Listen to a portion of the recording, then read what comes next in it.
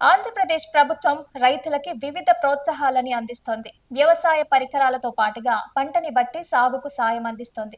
రాష్ట్రంలో ప్రభుత్వం మునగ సాగు చేసే రైతులకి సాయం చేస్తోంది. ఆరోగ్యానికి మేలు చేసే పంట కావటంతో ఎక్కువ మంది రైతులు సాగు చేసేందుకు ప్రోత్సాహం అందిస్తోంది.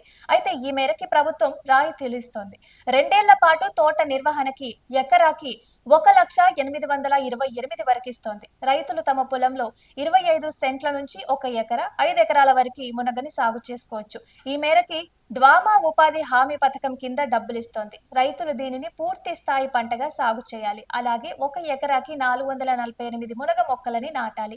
రైతులు పొలంలో మొక్కలు నాటడానికి గుంతలు తీయటంతో పాటుగా ఎరువులు వేయటానికి, మునగ తోటలో వేరే పంట వేయటానికి ఇలా 2 ఏళ్ల పాటు తోటను చూసుకునేందుకు ప్రభుత్వం సాయం చేస్తోంది. రైతులు వారి పొలం భూమి పాస్బుక్ జిరాక్స్, అలాగే 1B ఉపాధి హామీ జాబ్ కార్డ్ జిరాక్స్ తీసుకుని మండల ఉపాధి హామీ కార్యాలయం లేదా ఎంపీడీఓ లేదా గ్రామంలో ఉన్న ఉపాధి హామీ ఫీల్డ్ అసిస్టెంట్ కి అందజేస్తే ఈ ప్రాసెస్ మొత్తం చేస్తారని అధికారులు చెప్తున్నారు.